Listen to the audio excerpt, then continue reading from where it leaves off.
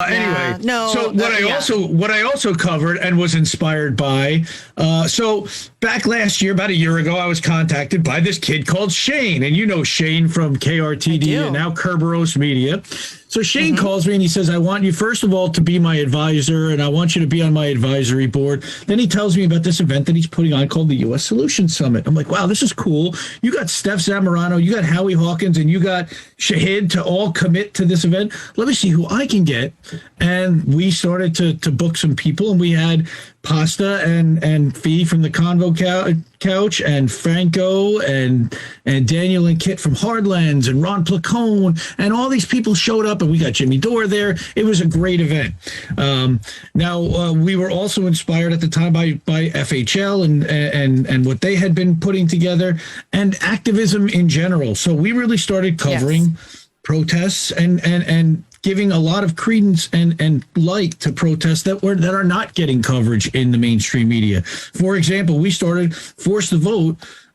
We were supporting Hinkle talking to Jimmy Dore about, I'm going to Washington to protest and sit at AOC's doorstep. I was at that protest. I know you were. March 17th, Action for Assange, D.C. I know you were there, too. I covered it, and I did a special newsletter just for the Assange worldwide protests that happened that day. All right. Then April 11th, there was another action, and that was for the 2-year anniversary that he had been taken from the embassy.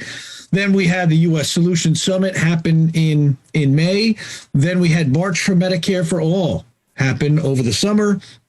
General Strike Summit. Again, we've been there covering and supporting and amplifying the Student Debt Summit that actually IndieNews.Network, which we haven't even gotten to yet, but IndieNews.Network put that on.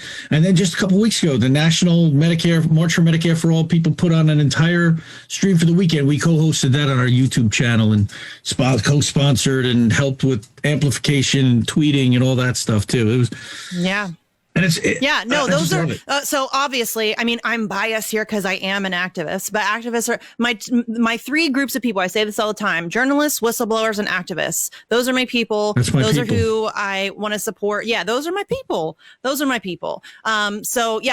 you're right. Protests do not get coverage. In particular, it's disappointing. They don't get very much coverage in independent media circles, which is really disappointing. It's really frustrating to me because we spend a lot of time. Organizing is not easy. I'm not complaining. I'm not, but organizing is not easy. And so to put all this effort into trying to organize an event for something like Julian Assange, and then to reach out to, different independent media personalities and content creators, trying to get them to help you boost the event or to maybe come to the event or whatever. And to, have a difficult time doing that is really frustrating to me. It's gotten better, I will say. And and maybe it's just because I'm really, really annoying.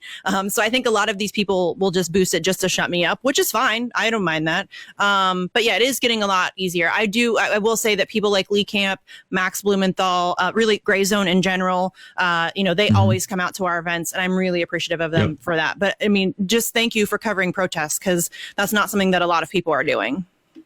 No, it's not enough of us. And again, thank you guys. Thank you to everyone that's out there doing it and being the activist to try to get everybody riled up and to spread that awareness, because it's so vital to, otherwise, people just go back to sleep and we end up at brunch. It's just a mess.